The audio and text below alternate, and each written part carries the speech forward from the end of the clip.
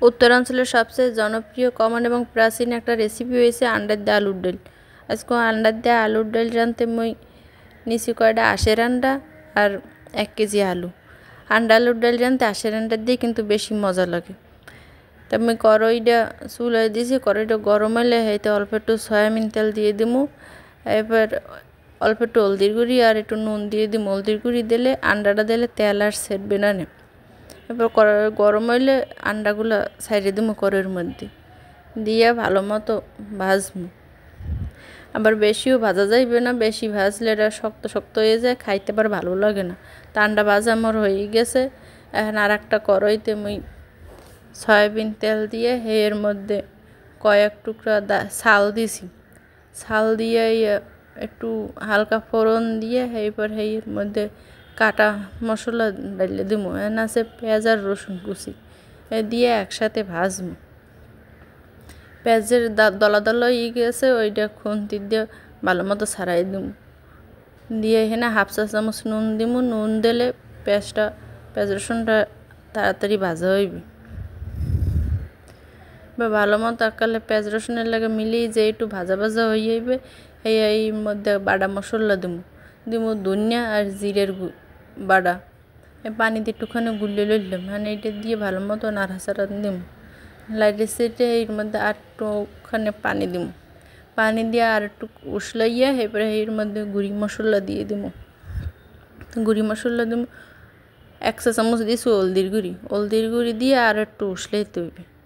এবার উসলাইন্য হয়ে গেলে এর মধ্যে 1 চা চামচ মরিচের গুঁড়ি দিমু, দিয়ে আরও উসলাম।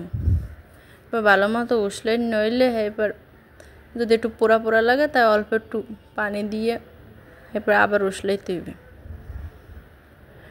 ভালো মতো উসলাইলে হলে মশলার কাঁচা কাঁচা গন্ধটা আর থাকবে না।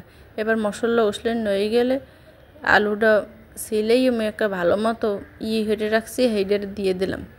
তো এই পর্যায়ে আলুটা মোর কষান্য হয়ে গেছে, এই যে কড়াই দিয়ে উঠতে আইতেছে আর লাগিয়ে থাকতেছে না। তো এখন বুঝবেন যে আলু কষান্য হয়েছে। আলুটা ভালো মতো না কষাইলে কিন্তু আলু দিয়ে মাটি গন্ধ হইবে। আমি মশলা বাটা পানিটা দিয়ে দিলাম। পানি সব একসাথে দিমু না, অল্প অল্প করে দিমু। একটু দিমু মিলামু আবার দিমু, যে মিলিয়ে হয়ে গেছে। আর আমি 3 কাপ পানি দিছি, আর এর অর্ধেকটুকু আবার দিমু, দিয়ে আবার লাড়াচাড়া দিমু। লাড়াচাড়া দিয়ে পানিটা যেই মিশে যাইবে আবার বাহি পানিটুকু দিয়ে দিমু, দিয়ে আবার লাড়াচাড়া দিমু। আপনারা যদি একটু পাতলা খান তো পানি বেশি দিয়ে না, পাতলা না খাইলে পানি কম দিন। মই মোট 4 কাপ পানি দিছি, দিয়ে ঢাকে দিমু। এই যে বলো করছে, আমি আন্ডাগুলো দিয়ে দিছি। আন্ডাগুলো দিয়ে এর মধ্যে কয়টা কাঁচামরিচ দিমু। মই ঝাল বেশি খাই না, ঘরের মানুষে খায়, হেলদি হাঁকাগুলোকে দিছি কাঁচামরিচ। আমরা কম খাইলে কাঁচামরিচ দেওয়ার দরকার নাই, পছন্দ হলে দিতেও পারেন। তো এখন আমার কাঁচামরিচটি হেজা হয়ে গেছে, ডাইলও ভালো মতো ফোরছে। এখন আর কি আমি চুলাটা বন্ধ ধরবো। তা আমাকে রেসিপি সংক্রান্ত কোনো প্রশ্ন, মতামত বা পরামর্শ থাকলে জানাইয়েন কমেন্ট করে, আর ভালোবাসে চ্যানেলটা সাবস্ক্রাইব করেন।